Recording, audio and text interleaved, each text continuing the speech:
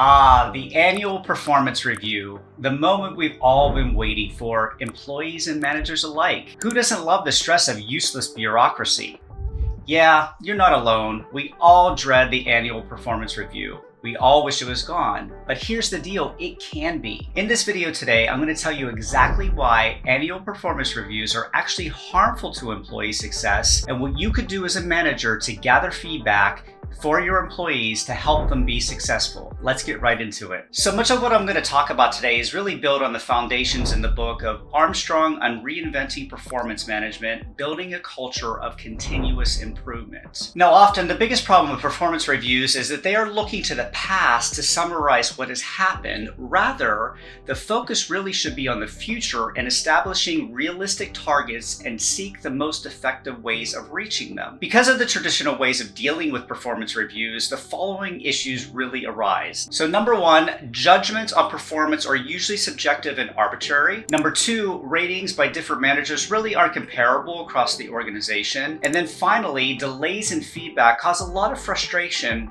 when good performance is not acknowledged quickly and inadequacies that happened a long time ago are not addressed very quickly as well. A better approach to this is really to have a quarterly review. That is what I've done over the past 22 years of my career. I work in the higher education landscape and I also teach. And having a quarterly review with my employees has really helped hone in their success and really kept their motivation levels at a high. So in order to move away from these issues that I just mentioned with the annual performance review, with these quarterly reviews, you want to emphasize both development and also evaluation. Number two, you want to use a profile for defining your individual strengths and their development needs. Number three, you want to demonstrate how individual success can and how they can achieve their specific results for their job. And then finally, you want to decouple the development review from the salary review. We don't want to feel that we are just doing this performance review on the basis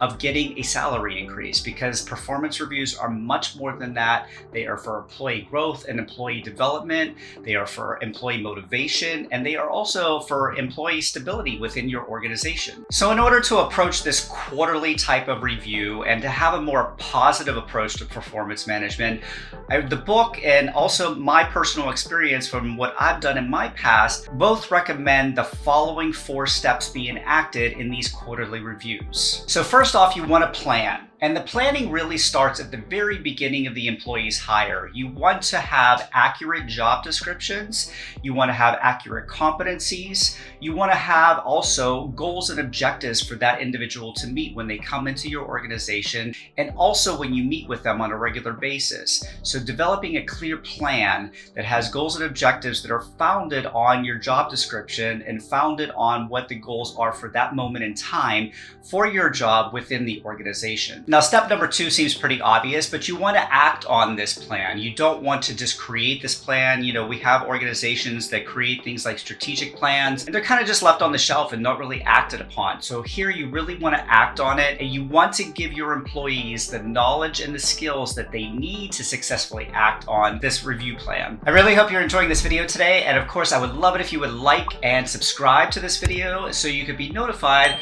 of new videos that I post each week on Friday. Step number 3 for you as a manager is to really monitor what's going on. You can't just leave your employees on their own to have success, especially when they're new to the organization. So you really want to monitor carefully, but you want to do so in a way that's not micromanaging. So you want to monitor performance. You want to make sure you're checking in on a regular basis. You want to help coach them if they need potential other resources to do their job successfully. You want to be able to enable them to attain those resources, whether it be for one-on-one meetings with yourself, with having informational meetings with others in your organization, and make sure that you're continuously giving them feedback all throughout this process of this review plan. And then finally, at the end of each quarter, you want to have a review going on. So you want to sit down and look at what was met in terms of your goals and objectives and what was not met, and what the reasons were for those deficiencies in your employee not meeting those specific goals and objectives,